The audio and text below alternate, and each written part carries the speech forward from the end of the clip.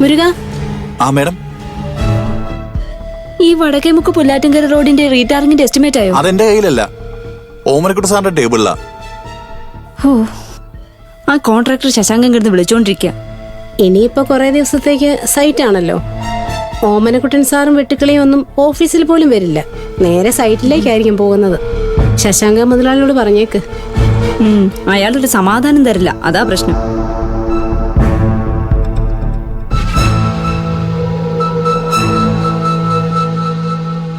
Good morning madam. Good morning madam, ഇന്ന് ചീങ്കൽക്കടവ് പാലത്തിന്റെ inspection വെച്ചേക്കുന്ന ദിവസമാ. അയ്യോ, ഈ ഓമനക്കുട്ട സാറിന്റെ കാര്യം പറഞ്ഞാ നമ്മൾ ചിരിച്ചു ചാവും. Good morning madam. Good morning. Akash എത്തിയില്ല ഇതുവരെ? ഇല്ല മാഡം, ഇതുവരെ എത്തിയിട്ടില്ല. സാധാരണഗതിയിൽ ആകാശ് എനിക്ക് മുമ്പ് എത്തുന്നതാണ്. ഇന്ന് ഇനിയും ഇവിടെ ആകാശ് എത്തിയിട്ടില്ല എങ്കിൽ അതിനർത്ഥം ഞാൻ ആയിരപ്പറ വീട്ടിൽ വിതച്ചിട്ട് വന്ന തീപ്പൊരി ആളിപ്പടർന്നു തന്നെയാ. മിക്കവാറും അവിടെ അടി തുടങ്ങി കാണും. നോക്കാം.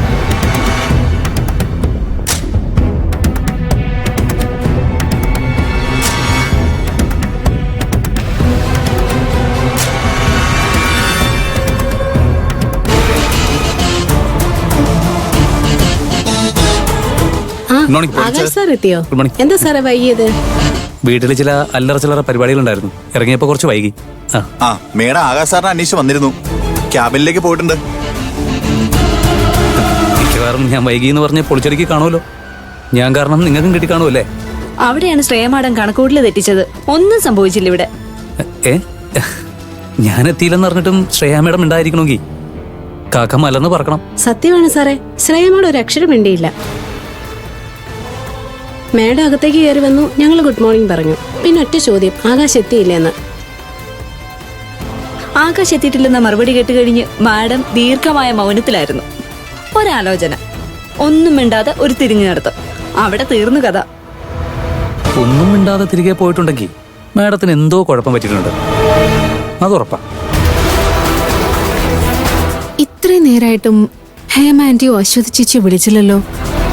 അപ്പോ ആയിരപ്പറയില് ഞാൻ വിചാരിച്ചതുപോലെ പ്രശ്നങ്ങളൊന്നും ഉണ്ടായില്ലേ?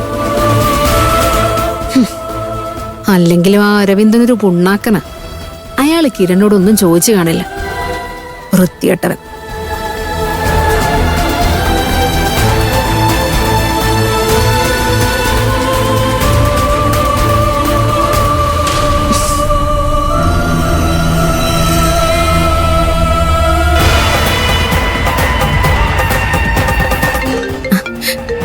യെസ്, ആന്റിയെ വിളിക്കുന്ന. ആയിരപ്പറയിൽ എന്തോ സംഭവിച്ചിട്ടുണ്ട്. Hello aunty. ആ മോളെ, മോളെ ഓഫീസിലെത്തിയോ? ജോലി തുടങ്ങിയോ മോളെ? ഓഫീസിലേക്ക് എത്തി. കുറെ വർക്കുണ്ട്, പക്ഷെ ഒന്നിലങ്ങോട്ട് കോൺസെൻട്രേറ്റ് ചെയ്യാൻ പറ്റുന്നില്ല ആന്റി. എന്തോ മനസ്സിനൊരു വല്ലായിക. കുറച്ചു ദിവസത്തേക്ക് ലീവ് എടുത്ത് എന്റെ വീട്ടിൽ പോയി നിന്നാലോ എന്ന് ആലോചിക്കാ ഞാൻ. മോളുടെ സങ്കടത്തിന്റെ കാരണം എന്താണെന്ന് ഞാൻ അറിഞ്ഞു മോളെ.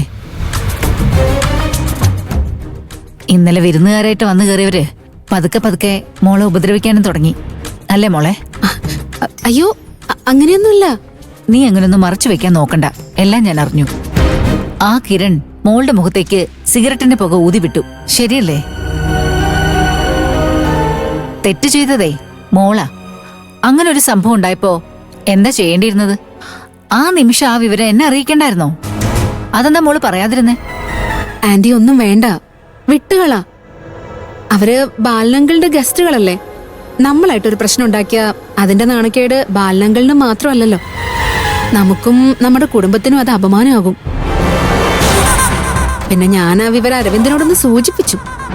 അല്ലെങ്കിൽ നാളെ അരവിന്ദന്റെ മുന്നിൽ വെച്ചും അവൻ ഇങ്ങനെ എന്തെങ്കിലും കാണിച്ചാലോ?